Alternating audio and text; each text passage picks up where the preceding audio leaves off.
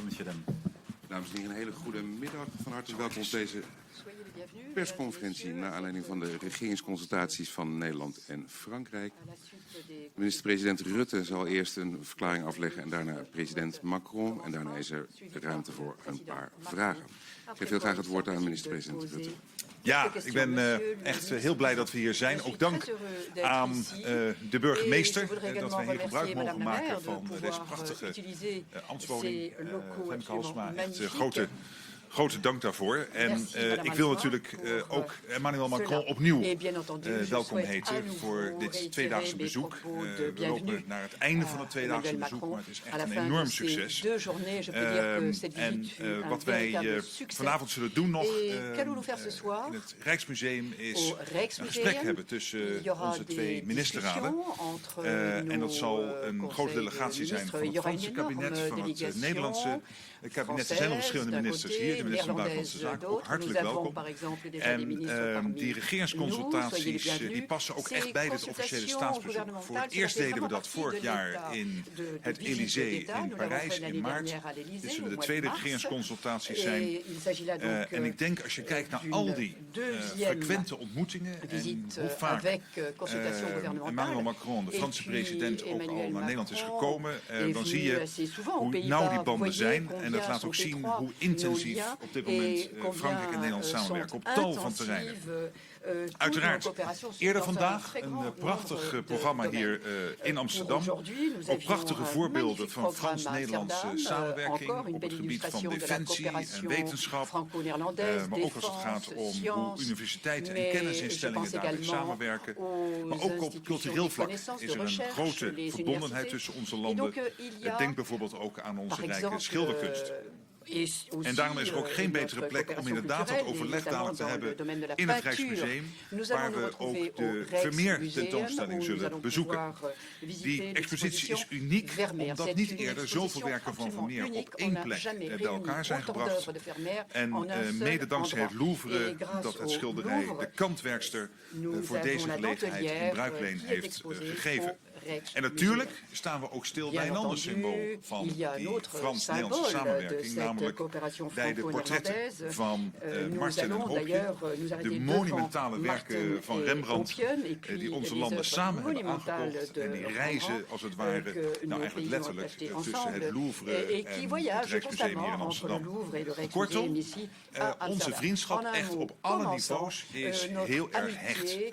En dat is extra belangrijk in deze tijden van grote instabiliteit in de wereld. Er is oorlog en geweld op ons continent en dan is het hebben van goede vrienden ook binnen de Europese Unie is waardevoller dan ooit. Frankrijk en Nederland staan sinds het begin van die Russische invasie schouder aan schouder met Oekraïne. En ik wil Frankrijk en ik wil ook Emmanuel Macron persoonlijk danken voor de voortdurende en vasthoudende inzet. We zien dat Poetin zich instelt op een langdurige oorlog. Hij gaat door met zijn brute raketaanvallen en blijft nog steeds mannen en materieel aanvoeren naar het front. En daarom is het zo belangrijk dat wij gezamenlijk in Europa, in de wereld, Oekraïne blijven bijstaan. Zodat Oekraïne deze strijd kan voortzetten. Zo goed als mogelijk en ook zo lang als dat nodig is. Dat hebben we ook hier vandaag samen in onze gesprekken opnieuw bevestigd. En daarbij is de steun van onze NAVO-partners, uiteraard vooral de Verenigde Staten, is onontbeerlijk. Zonder de steun, ook van de Verenigde Staten, is het moeilijk denkbaar hoe Oekraïne de Russische aanvalsgolven het afgelopen jaar had kunnen weerstaan. En daarnaast doen we er alles aan om te zorgen dat het recht zijn beloop krijgt. En de gepleegde misdaden, dat die niet onbestraft blijven. En ik ben ook heel erg blij dat ook op dit terrein Frankrijk en Nederland nauw samen optrekken op het punt van accountability. Die oorlog in Oekraïne is naar mijn absolute overtuiging een keerpunt in de Europese geschiedenis. Het maakt nog maar eens duidelijk hoe belangrijk het is dat we onderdeel zijn van een weerbaar Europa. En dat moet een Europa zijn met een krachtige stem op het geopolitieke toneel. In staat om meer zelfvoorzienend te zijn op het gebied van energie, op het gebied van grondstoffen. op het gebied ook van hoogwaardige technologie. En dat is ook cruciaal als je kijkt naar de grote ambities die we als Europa hebben op het terrein van uiteraard het terugdringen van de klimaatverandering, maar ook de digitale ambities. Dus zowel voor onze groene als voor onze digitale ambities is het belangrijk dat Europa een geopolitieke stem heeft. En dat betekent dus ook dat wij een koploper moeten zijn op het terrein van schone technologie. Dat we concurrerend moeten zijn. Dat wij hier in Europa onze welvaart moeten behouden.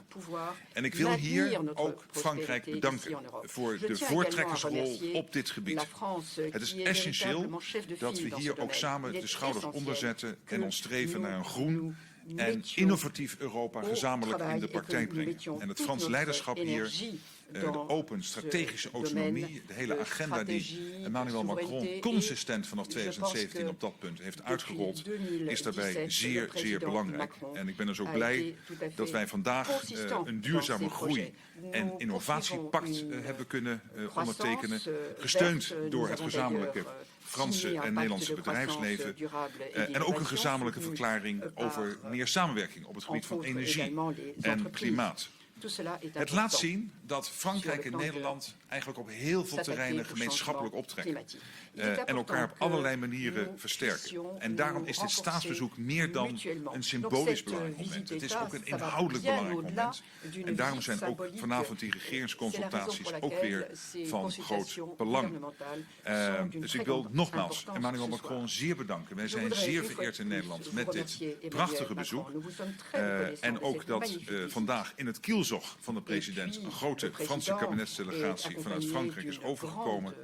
Ik verheug mij zeer op het verdere programma, zowel cultureel als daarna de inhoudelijke gesprekken, maar vooral ook na vanavond. De verdere vriendschap tussen ons persoonlijk, tussen onze landen en hoe wij gezamenlijk proberen Europa verder te versterken. Nogmaals, heel veel dank. Merci Marc. Merci beaucoup, Monsieur le Premier ministre, cher Marc.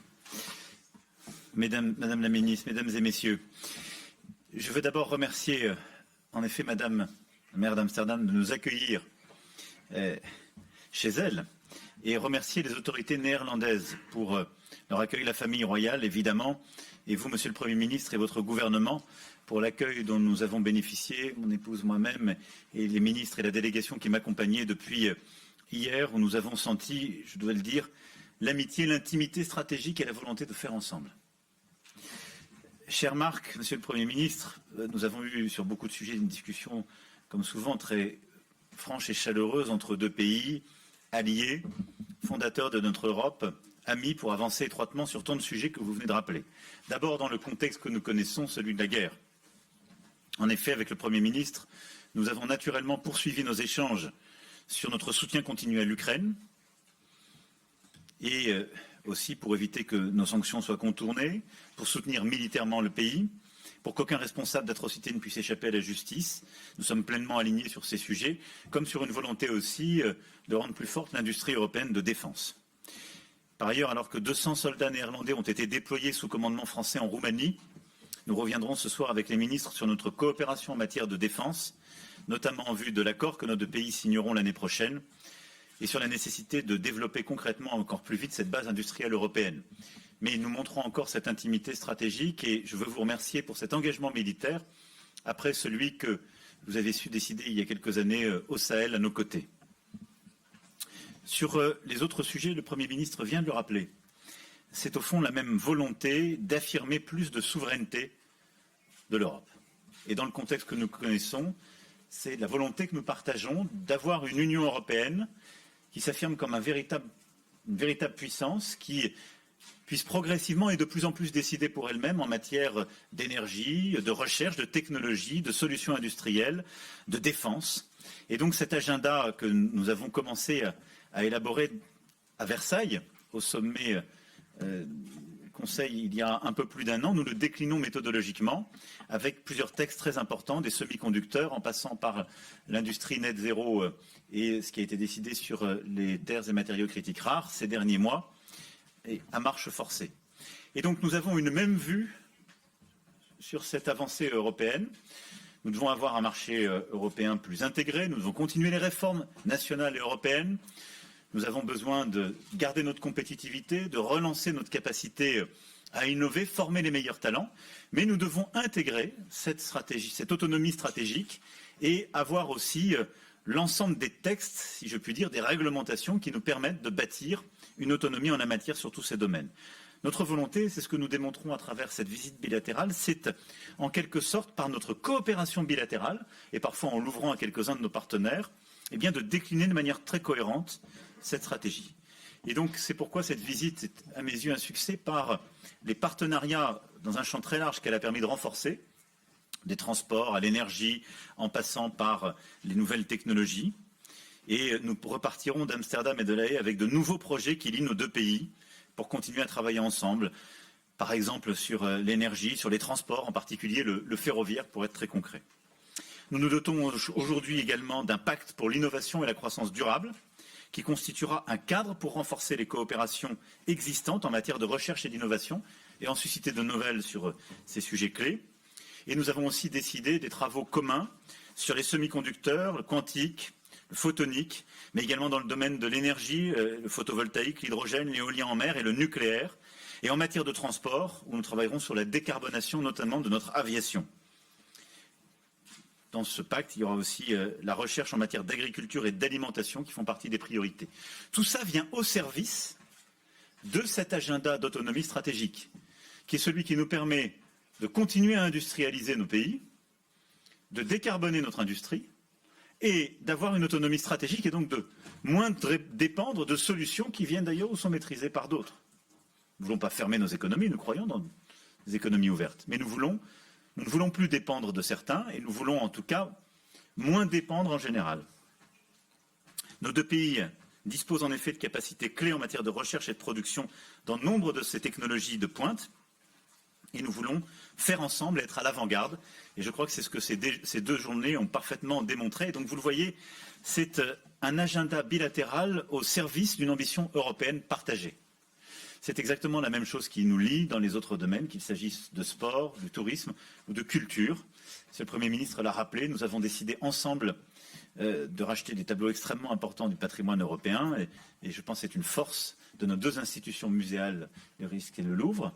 Nous allons continuer de développer des partenariats communs à travers cette visite, des résidences d'artistes croisées, des partenariats de création, des partenariats aussi dans différents domaines, parce que nous en sommes convaincus, la culture est absolument clé dans l'amitié qu'il y a entre nos deux pays, aussi vrai que le sport l'est, et nous étions ensemble sur plusieurs événements sportifs, Monsieur le Premier ministre. Je n'oublie pas que le Tour de France est parti d'Utrecht en 2015, et je sais que les prochaines années seront à nouveau des occasions, justement, là aussi, de partenariat. En tout cas, c'est bien sous le sceau de ce sursaut de la souveraineté économique et industrielle de l'Europe et de l'amitié entre nos deux pays, pour moi, que cette visite d'État s'est bâtie. Il a fallu attendre 23 ans pour cette visite d'État, mais nous n'avons pas attendu autant pour sceller, je dirais, une amitié personnelle et stratégique entre nous. Et je n'oublie pas que vous êtes l'un des premiers dirigeants d'Europe qui est venu dès le mois de juin 2017. Et je dois dire que ce cheminement commun, mais qui a supposé d'aller de l'un vers l'autre, a été extrêmement fécond durant toutes ces années. Je crois que nous avons su faire beaucoup de choses qui n'étaient pas naturelles en France, mais qui étaient importantes pour les Pays-Bas. Et vous avez su engager les Pays-Bas sur un chemin qui n'était peut-être pas le plus naturel pour votre pays, qui était important pour nous. Et c'est comme ça que se bâtit la confiance, et que se bâtit aussi l'Europe. Et je dois dire que depuis 6 ans, nous cheminons ensemble avec beaucoup d'efficacité, mais également d'amitié.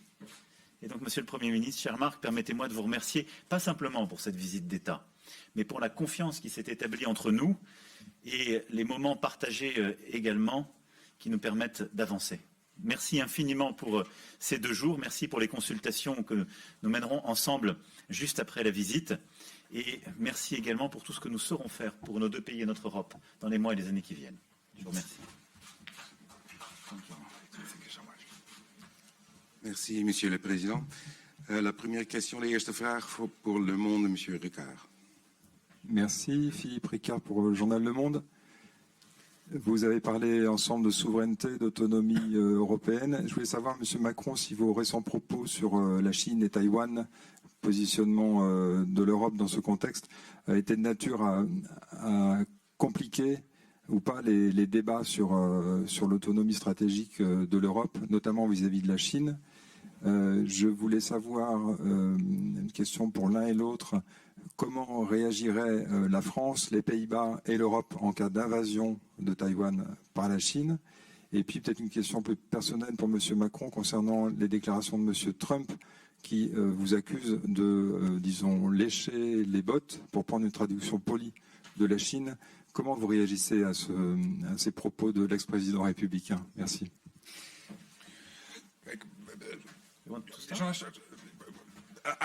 Om te beginnen, we hebben eigenlijk consistent, zowel Emmanuel Macron, de president, als ik hebben gezegd dat het belangrijk is dat we onderdeel zijn van een weerbaar Europa. En dat betekent ook dat Europa een krachtige stem moet hebben op het geopolitieke toneel. Ik heb wel eens gezegd, Europa moet niet het speelveld zijn, Europa moet een speler zijn. En er is een risico dat Europa te weinig macht ontwikkelt, te weinig impact heeft op dat wereldtoneel. Het is cruciaal dat Europa dat wel doet. We hebben daarbij ons te verhouden. Natuurlijk ook tot China. Omdat China een steeds assertievere rol speelt. Dat zien we uiteraard in de Zuid-Chinese Zee. We zien het in de straat van Taiwan.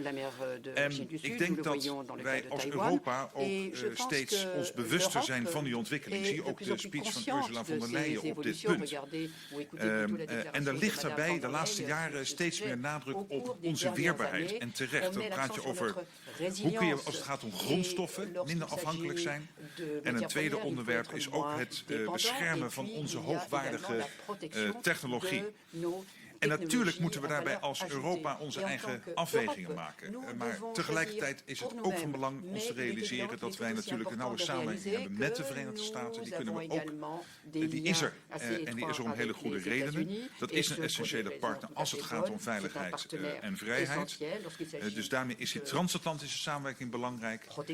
En tegelijkertijd Europa wat in staat is om vanuit open strategische autonomie ook die relatie te ontwikkelen, ook met andere delen van de wereld. En inderdaad geen speelveld is, maar ook daadwerkelijk een speler is. Daar zijn wij het echt over eens. En daar hebben we ook heel veel gesprekken over gehad. Ik herinner mij dat ik daar een toespraak over mocht houden in Zurich in 2019.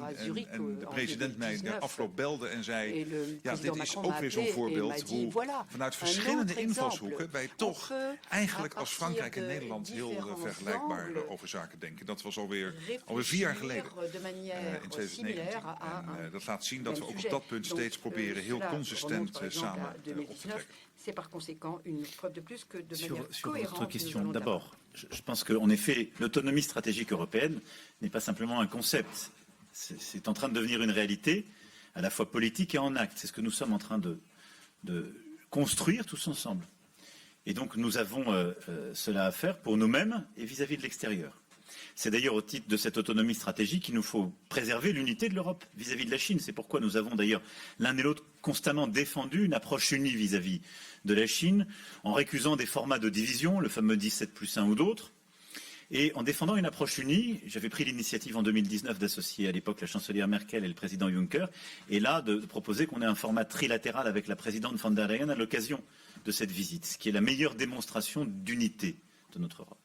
Ensuite, vis-à-vis de la région, nous avons une unité et notre autonomie stratégique se déploie à travers la stratégie Indo-Pacifique que nous avons adoptée en européen et que d'ailleurs nous rappelons et soutenons l'un et l'autre compte tenu de nos histoires dans cette région à travers la déclaration commune à l'occasion de cette visite. Nous sommes tous deux, et c'est la politique européenne, pour un Indo-Pacifique ouvert. Et à cet égard, la position de la France et des Européens est la même sur Taïwan. Nous sommes pour le statu quo et elle est constante, cette politique, elle n'a pas changé. C'est la politique d'une seule Chine et la recherche d'un règlement pacifique de la question. C'est ce que j'ai dit en tête-à-tête au président, c'est ce qui a été redit partout. Nous n'avons pas changé.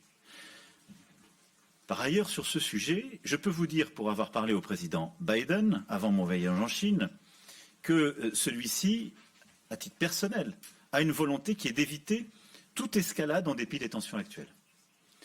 Et nous avons chacun notre approche de la Chine, mais nous partageons une vision commune d'un Indo-Pacifique ouvert là aussi avec les États-Unis, d'où la navigation est libre et la coopération possible.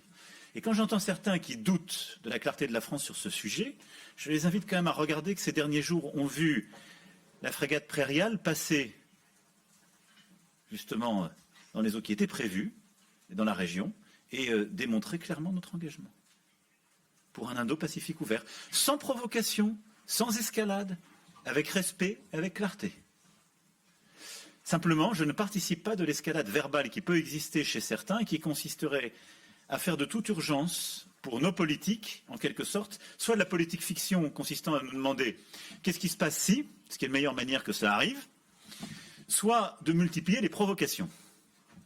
Et donc oui, la France ne soutient pas les provocations, ne soutient pas la politique fiction et considère que le statu quo, le respect et la clarté est le meilleur allié de l'autonomie stratégique européenne et de notre vision des choses. C'est pourquoi je ne participerai pas aux commentaires et n'aurai rien à dire sur les phrases de l'ancien président Trump, parce qu'il participe de cette escalade qui est recherchée par certains. Quand il était président, je ne commentais pas ses phrases. Je ne vais pas le faire maintenant qu'il n'est plus président. De volgende vraag, RTL, Lambie. Ja, Fons Lambie, RTL Nieuws. Fons Lambie.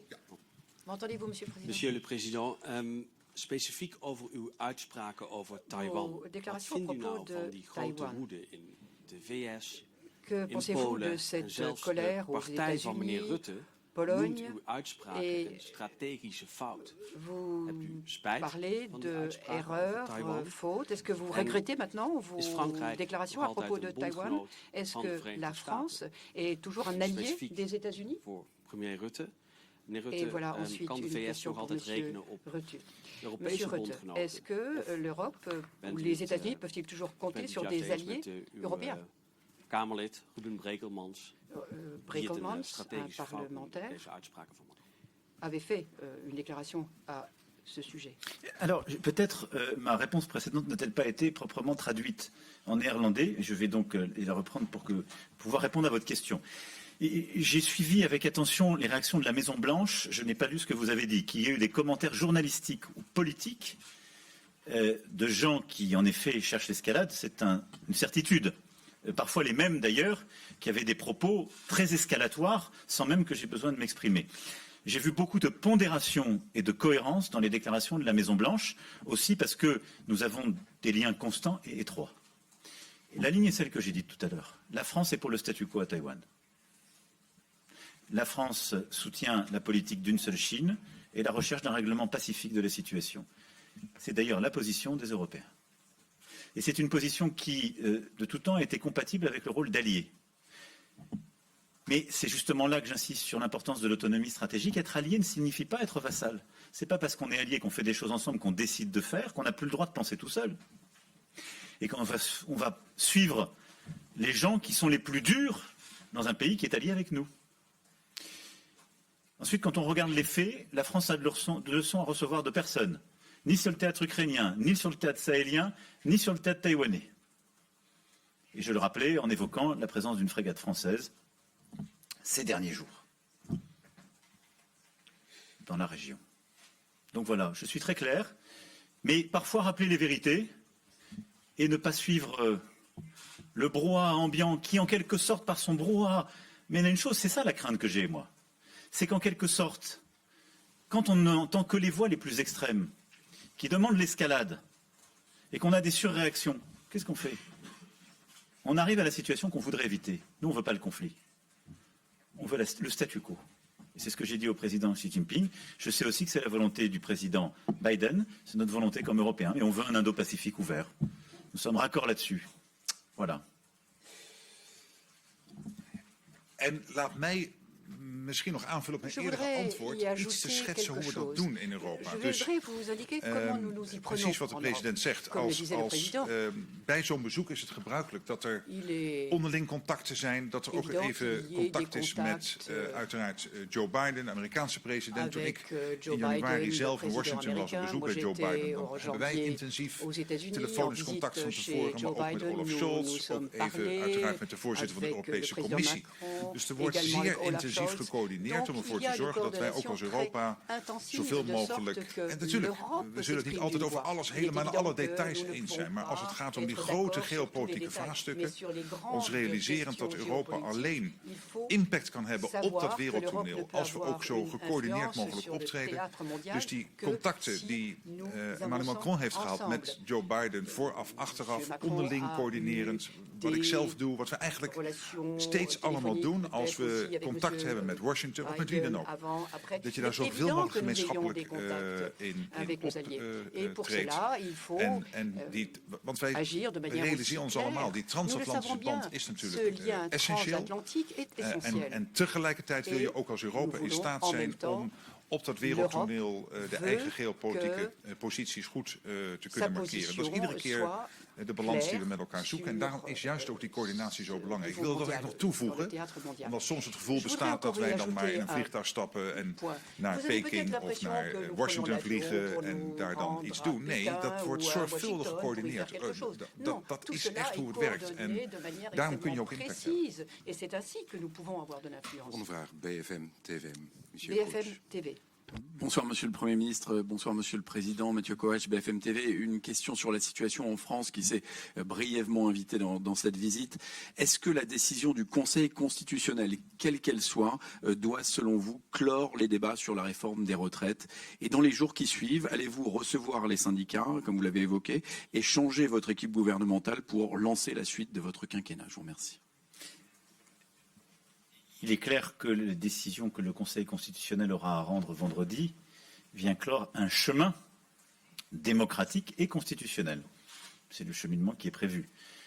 Les débats, ça n'est pas la Constitution qui les prévoit, ils sont dans la société. Donc ils continueront de vivre à coup sûr, mais je souhaite que ça puisse, en tout cas, venir clarifier toutes les questions qui se posent en droit et qui sont toutes légitimes. C'est d'ailleurs pour ça que, je vous le rappelle, l'exécutif a fait le choix de saisir le Conseil lui-même. Et à l'issue, je proposerai en effet à l'ensemble des partenaires sociaux que nous puissions avoir un échange qui constatera, nous le savons bien, des désaccords avec l'exécutif, mais qui permettra aussi d'engager la suite et de tenir compte des décisions, quelles qu'elles soient, du Conseil constitutionnel. Voilà comment je compte procéder. Le pays doit continuer d'avancer, de travailler, de faire face aux défis qui sont les nôtres, celui du changement climatique, celui du vieillissement de la population, celui du changement technologique, celui qui consiste à produire pour financer notre modèle social et à mieux prévenir les inégalités de départ. C'est ça l'objectif, la stratégie qui doit être la nôtre. Donc on a beaucoup de travail devant nous et donc j'engagerai pour tout ce qui les concerne les partenaires sociaux à pouvoir revenir. Je sais que la période gardera encore les traces des désaccords du moment, mais je le ferai avec l'esprit de concorde et la volonté d'engager la suite, quelle que soit la décision. Et je ne la connais pas comme vous avant qu'elle ne soit rendue. Pour le reste, il est évident que je ne répondrai pas à cette question, mais ça, vous le saviez en la posant. Dan voor de laatste vraag de NOS, Emma Jackson. NOS, dernière question. Yes, President Macron, if you'll permit me in English. Si vous me permettez, how do you reflect on the incidents that there were yesterday and today with demonstrators during your trip? Did they affect the trip at all? And did they have any relation to what you were saying about the times of change in Europe and the anxiety and the difficult choices that are being made? Look, I mean, I think it's totally normal in this period of time to have this type of reactions, and our societies are very much anxious, and we have a lot of debates being mixed everywhere. So I'm sure that we have our responsibility is sometimes to take decisions and bold decisions in the interest of our people for today and tomorrow. And how do you want me to advocate for this increasing strategic autonomy of Europe? How do you want me to advocate and convince Netherlands, but at that time as well Germany and others, to issue common debt during the pandemic crisis? If I don't reform France, I remain in the public finance situation we had 6 years ago. So I do endorse indeed to make these reforms because this is the counterpart of the credibility we have and the fact that we engage others. I think this is because we passed the labour laws at the beginning of my first mandate and we completely streamline our economy and we get the first results signals that we could convince Germany to issue common debt 3 years later. And I think this is because we are passing reforms and converging with the others that we can ask them to converge to our philosophy and to deliver together common solutions. But you live in this country, you live in the Netherlands. I think if I ask you to pay the reform I decide not to deliver for my peaceful time, you will disagree at a point of time, for good reasons. And when I look at the situation of my public finance, I'm very proud of the French social model. I do defend this French social model. But I think if we want to make it sustainable, we have to produce more. We have to reindustrialize the country, which is exactly what we are doing. We have to decrease unemployment, and we have to increase the quantity of work being delivered in the country. And this pension reform is part of it, with 2 objectives. Working more to deliver more wealth and share this one to finance our model and not to depend on the others. And convince the others. And second, try to restore our situation of public finance, which is diverging with a lot of other countries. I mean, I agree with you, we have a lot of reactions, but I didn't clearly hear the other solutions proposed by those who disagree with this reform. And it's not true that you can deal with climate change, you can finance your social model without passing this reform. Except if you say, have a good solution. Public deficits and increasing debt is the way to fix all my issues. You can make it on the short run.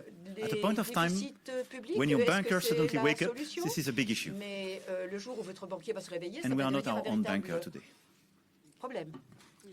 Could you just reflect on the same incidents?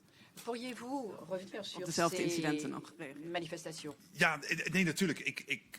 Ik zag natuurlijk wat er gebeurde. En dat vind ik, wij zijn gastheren, dus dat wil je niet. Dus ik ben het helemaal eens dat er moet kunnen worden gedemonstreerd. En ook bij bezoek aan het buitenland. Maar het moet wel fatsoenlijk. Er zaten ook momenten bij die echt gevaarlijk waren. En dat keur ik natuurlijk af. En verder is het waar. We staan in onze landen, ook in Nederland, voor grote vraagstukken om onze samenleving verder te hervormen en klaar te maken voor de toekomst. We willen dit land in 2030 de energietransitie, de klimaatverandering tegengaan, investeren in onze veiligheid, in ons onderwijs, ons concurrentievermogen, zijn we allemaal mee bezig. Maar je ziet het ook in Nederland met nitrogen, stikstof, wat een gevoelige onderwerpen dat zijn en hoe moeilijk het soms is om daar de samenleving in mee te nemen. En toch is het noodzakelijk om uiteindelijk voor de lange termijn het land sterk te houden. Dat je soms moeilijke maatregelen neemt. En ik heb al vanaf juni 2017, nou eigenlijk al vanaf mei toen ik gekozen werd, of in juni was het, in ieder geval toen ik op bezoek was in juni 2017 in Parijs, grote bewondering voor wat deze president probeert te doen voor zijn land en daarmee ook voor Europa, van groot belang. Daarmee komen we aan het einde van deze persconferentie. Hartelijk dank allemaal. Merci à tous.